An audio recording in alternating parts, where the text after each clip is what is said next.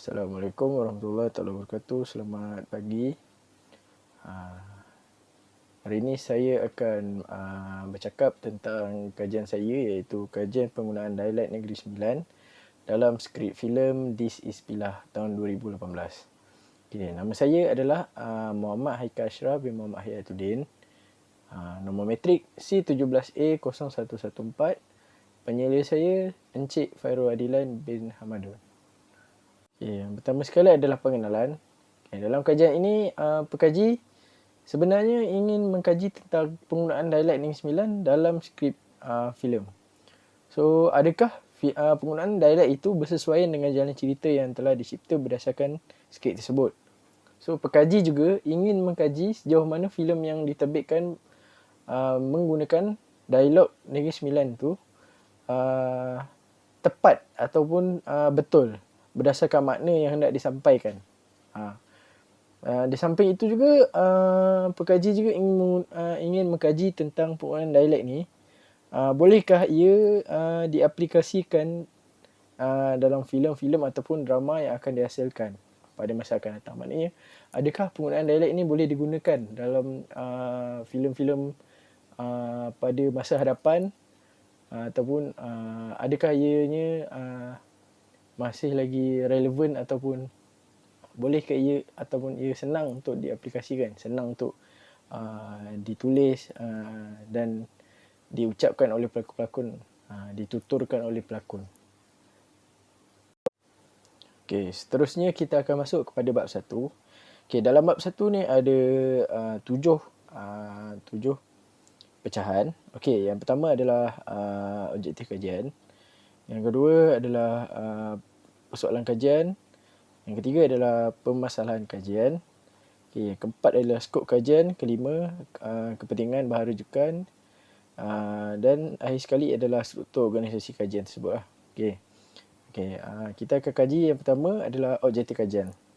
Okay, objektif kajian yang pekaji dapat, iaitu yang saya dapat dalam kajian ini adalah untuk yang pertama, untuk menganalisis kesesuaian penggunaan dialek Negeri Sembilan bagi diaplikasikan dalam skrip filem.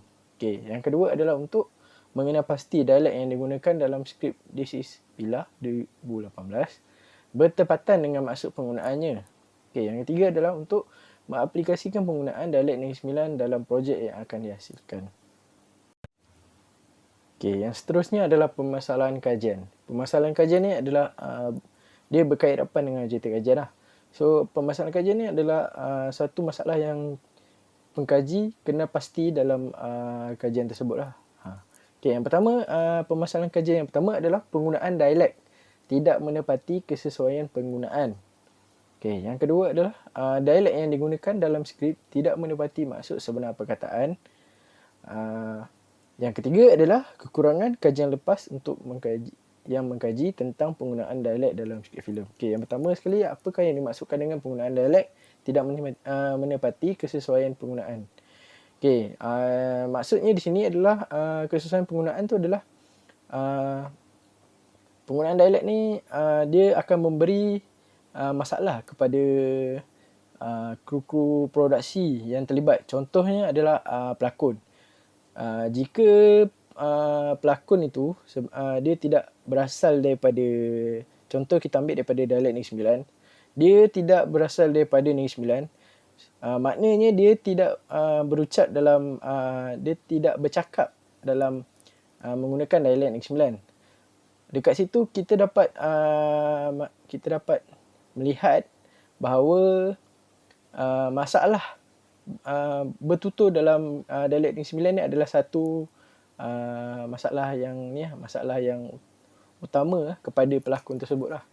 Sebab pelakon ni dia memerlukan bacaan dialog untuk melakonkan sesuatu watak. So, jika dia tidak fasih dalam dialek Negeri Sembilan tu, itu akan jadi satu masalah yang besar lah. Okay, yang kedua, dialek yang digunakan dalam skrip tidak menepati maksud sebenar perkataan. Ini juga adalah satu masalah yang timbul lah, yang didapati dalam kajian ni ya. Sebab mungkin penulis skrip filem tersebut dia tidak membuat kajian yang sepenuhnya dalam membuat skrip tersebut. Maknanya dia tidak mengkaji, dia tidak mempunyai spesialis dalam bidang tersebut. Maknanya dia bukannya pakar dalam dialek tersebut, tapi dia membuat dialog tersebut, skrip tersebut berdasarkan menggunakan penggunaan dialek Negeri Sembilan. So di situ mungkin dia tidak mendapat sesuatu perkataan tu dengan maksud yang tepat. Itu adalah masalah yang kedua. Yang ketiga adalah kekurangan kajian lepas yang mengkaji tentang penggunaan dialek dalam skrip.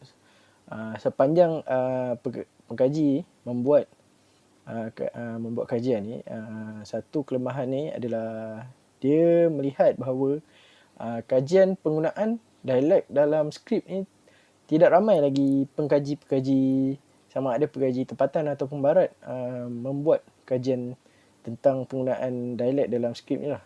Okey, yang seterusnya adalah persoalan kajian. Okey, yang ni ada 3 persoalan kajian. Okey, yang pertama adalah adakah penggunaan dialek Negeri Sembilan bersesuaian dengan untuk digunakan di dalam skrip filem.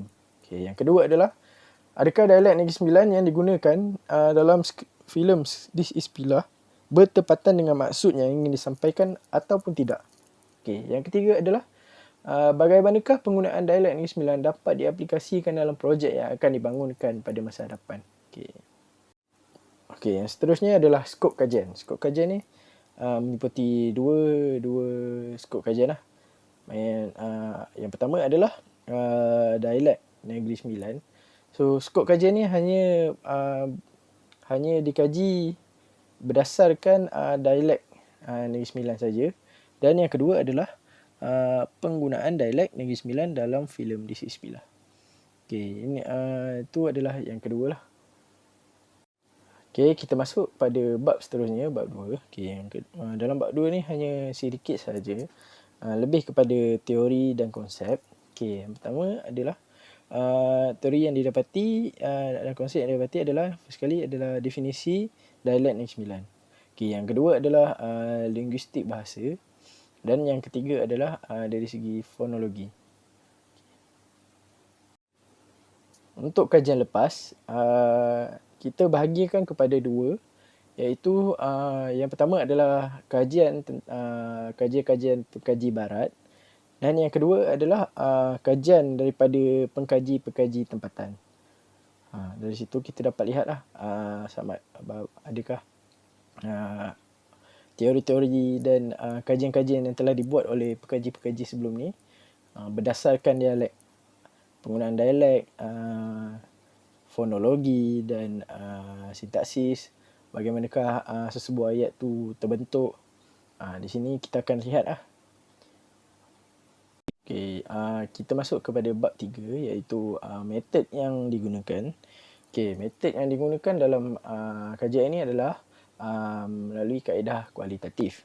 So di bawah kaedah kualitatif ni kita ada 3 pecahan. Okey, yang pertama adalah analisis kandungan.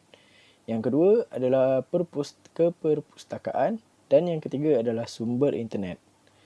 So di bawah analisis kandungan ni ada pecahan-pecahan dia, iaitu contohnya seperti buku, jurnal, majalah, lepas tu filem. Okey. Di bawah keperpustakaan ni adalah dia berdasarkan dengan analisis kandungan. So untuk mendapatkan analisis kandungan kita perlu ke perpustakaan untuk mendapatkan bahan-bahan ilmiah seperti buku tersebut, jurnal, tesis dan maklumat-maklumat tambahan lah. Okey, yang ketiga adalah sumber internet. Sumber internet ni maknanya kita boleh lihat maklumat-maklumat yang kita tak ada, kita boleh cari di sumber internet lah. Sebab sekarang ni semuanya hanya berada dekat semuanya ada di media dan internet. So kita boleh cari maklumat-maklumat tambahan lah untuk melengkapkan lagi kajian kita. Okey, itu saja pembincangan saya pada hari ini. Okey, sekian, terima kasih.